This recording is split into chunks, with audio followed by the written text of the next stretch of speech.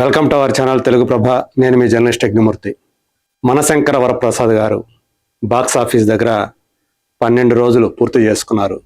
శుక్రవారం నిన్న ఈ సినిమాకి సాయంత్రం పూట వచ్చినటువంటి ఆ కలెక్షన్స్ కానివ్వండి, ఆక్యుపెన్సీ కానీ వీక్ డేస్లో ఏదైతే కొంచెం తగ్గిందో, సో ఇప్పుడు మళ్ళీ వీకెండ్కి వచ్చేటప్పటికి మనశంకర వరప్రసాద్ గారు మళ్ళీ విజృంభిస్తున్నారు.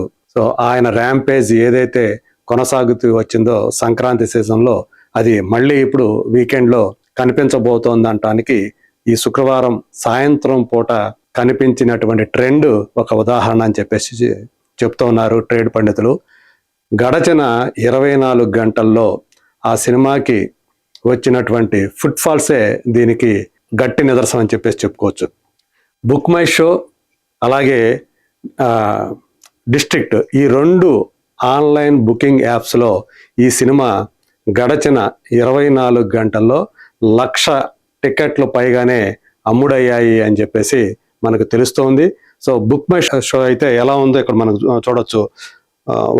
ఈ యాప్లోనే గడచిన 24 గంటల్లో 62.69K టికెట్స్ సోల్డ్ అవుట్ అయ్యాయి అంటే దాన్ని బట్టి మనం అర్థం చేసుకోవచ్చు. సో అట్లాగే డిస్ట్రిక్ట్ యాప్లో వచ్చేసి మిగతా అది అంతా కూడా 38 పైనే దాంట్లో బుక్ అయ్యాయి. ఇట్లా మనశంకర వరప్రసాద్ గారు ఇప్పటికీ కూడా 12వ రోజు కూడా తన యొక్క జోరుని ఏ విధంగా చూపిస్తున్నారో ఇది తెలియజేస్తూ ఉంది. అట్లాగే ఈరోజు వచ్చేటప్పటికి అవర్లీ ట్రెండ్ కొనసాగుతూ ఉంది. అంటే ఇప్పుడు వీకెండ్ వచ్చేసింది, శనివారం.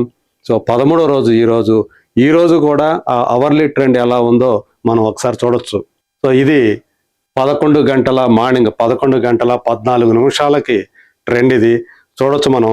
5.27K tickets booked in last 1 hour. అంటే మార్నింగ్ అవర్స్లోనే దీని ట్రెండ్ ఇలా ఉందంటే టైం గడిచే కొంది మ్యాట్నీ టైంకి అలాగే ఈవినింగ్ టైంకి వచ్చేటప్పటికి ఖచ్చితంగా ఈ అవర్లీ ట్రెండ్ ఇంకా పెరుగుతుంది అని చెప్పేసి తెలుస్తూ ఉంది. సో ఇది ప్రస్తుతం మనశంకర వరప్రసాద్ గారు బాక్స్ ఆఫీస్ వద్ద కొనసాగిస్తున్నటువంటి జోరు. సో ఆయన ఏదైతే ఆయన బలాల్లో కామెడీ టైమింగ్ అనేది ఒకటి అని చెప్పేసి మనందరికీ తెలుసు.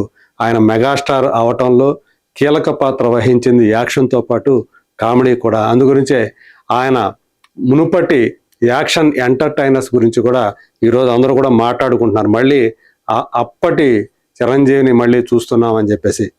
ఒక అత్తకు యముడు, అమ్మాయికి మొగుడు అనే సినిమా కానివ్వండి, యముడికి మొగుడులో యమలోకం వెళ్ళి అక్కడ యముడితో ఆయన చేసేటువంటి ఆ సన్నివేశాల్లో ఉద్భవించేటువంటి కామెడీ కానీ, అలాగే దొంగ మొగుడు సినిమాలో దొంగ పాత్రలో ఆయన చేసినటువంటి అల్లరి కానివ్వండి, అలాగే ఘరానా మొగుడులో ఈవెన్ భార్యతో కానివ్వండి, అలాగే విలన్స్తో కానివ్వండి ఆయన చేసేటువంటి అల్లరి, ఇదంతా కూడా ఎంతో కామెడీని జనరేట్ చేసే, even Jagadeka Veerudu Athiloka Sundari, so industry hit అది.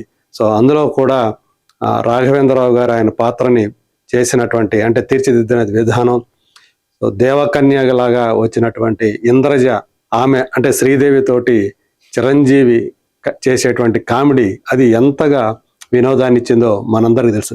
ఇట్లా చెప్పుకోవాలంటే చాలా సినిమాల్లో ఈవెన్ గ్యాంగ్ లీడర్ కానివ్వండి, గ్యాంగ్ లీడర్లో విజయశాంతి తోటి అలాగే భామ పాత్రధారి నిర్మలమ్మతోటి ఆయన చేసినటువంటి కామెడీ సన్నివేశాలు సూపర్బ్గా పండే. సో వీటన్నిటినీ కూడా ఈరోజు గుర్తు చేసుకుంటున్నారు.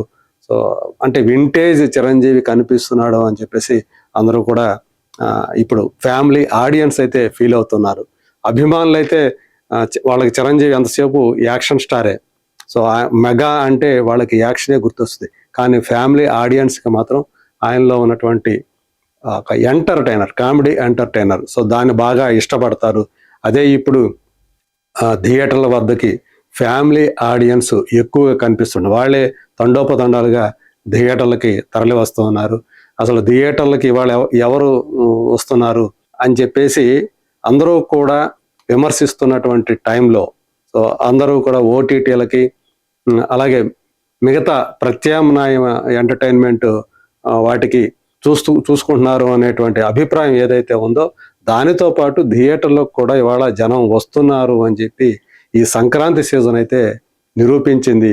సో దాదాపు అన్ని సినిమాలు, ఈవెన్ డిజాస్టర్ అనుకున్నటువంటి రాజాసాబ్ కూడా జనం 200 కోట్ల రూపాయల గ్రాస్ కలెక్షన్ ఇచ్చారంటే సో దాన్ని బట్టి అర్థం చేసుకోవచ్చు. అట్లాగే మిగతా అన్ని సినిమాలు కూడా అనగనగా ఒక రాజు హిట్ అయింది, నారి నారి నడుం మురారి హిట్ అయింది, భర్త మహాశైలికి విజ్ఞప్తి ఒకటి మాత్రమే అది బ్రేక్ ఈవెన్ అయ్యే అవకాశాలు లేవు అని చెప్పేసి మనకి తెలుస్తుంది. అలాగే రాజాసాబ్ కూడా ఈ 2 సినిమాలు మిగతా 3టితో పోల్చుకుంటే వెనకబడ్డాయి. బట్ అయినప్పటికీ కూడా అవి కూడా ఎంతో కొంత కలెక్షన్స్ రాబట్టాయి. సో జనం థియేటర్లకు వస్తున్నారు. వాళ్ళకి కావాల్సినటువంటి కంటెంట్ కనుక ఇవ్వగలిగితే, వాళ్ళ అభిరుచులకు తగ్గట్టు సినిమాలు కనుక రూపొందిస్తే ఖచ్చితంగా వాళ్ళు థియేటర్లకు వచ్చి సినిమాని ఆదరిస్తారు అనటానికి ఇప్పుడు ఈ సంక్రాంతి సీజన్, అందులోనూ మనశంకర వరప్రసాద్ గారు లాంటి సినిమా. సో మనం ఆల్రెడీ చెప్పుకున్నాం, 11 రోజులకి ఈ సినిమా 250 కోట్ల రూపాయలకు పైగానే గ్రాస్ కలెక్ట్ చేసింది ప్రపంచవ్యాప్తంగా. సో ఈ సంక్రాంతి సీజన్ విజేతగా నిలిచింది. అలాగే ఒక రీజనల్ సినిమాకి సంబంధించి హిందీని పక్కన పెట్టేస్తే సింగిల్ లాంగ్వేజ్ అనుకోవచ్చు, సౌత్ ఇండియాలో ఇప్పటి వరకు కూడా, సౌత్ ఇండియా కానీ మిగతా అన్ని కూడా ఒక రీజనల్ సినిమాగా రిలీజ్ అయ్యి ఈ స్థాయి కలెక్షన్స్ సాధించడం అనేది ఆషామాషి కాదు. అలాగే సో అది ఒక సరికొత్త రికార్డు కూడా సృష్టించింది అని చెప్పేసి ఇప్పుడు అందరూ కూడా చెప్పుకుంటున్నారు. సో ఇలా బాక్స్ ఆఫీస్ దగ్గర మనశంకర వరప్రసాద్ గారు మళ్ళీ విజృంభిస్తున్నారు అని చెప్పేసి నిన్న సాయంత్రం నుంచి ఆన్లైన్ బుకింగ్లో మనకు కనిపిస్తున్నటువంటి ట్రెండ్ ఏదైతే ఉందో అది స్పష్టం చేస్తుంది. మరి చూద్దాం ఈరోజు 13వ రోజు దాని ట్రెండ్ ఎలా ఉంది ఏంటి అనేది మళ్ళీ మనం మరొక వీడియోలో మాట్లాడుకుందాం. అలాగే 12 రోజులకి ఈ సినిమా సాధించినటువంటి కలెక్షన్ ఎంత, అలాగే ఓవరాల్గా ఎప్పటి వరకు ఈ సినిమాకి వచ్చినటువంటి షేర్ వాల్యూ ఎంత, సో ఎంత ప్రాఫిట్ అనేది ఈ సినిమా సాధించింది ఏంటి అనేది కూడా మనం మరొక వీడియోలో చెప్పుకునే ప్రయత్నం చేద్దాం. సో మొత్తానికి అనిల్ రావుపూడి ఏదైతే తను నమ్మి, సో తన దర్శకుడుగా రచయితగా అతనిలో ఉన్నటువంటి బలం కూడా ఆ కామెడీ సన్నివేశాన్ని సృష్టించేటువంటి తీరు.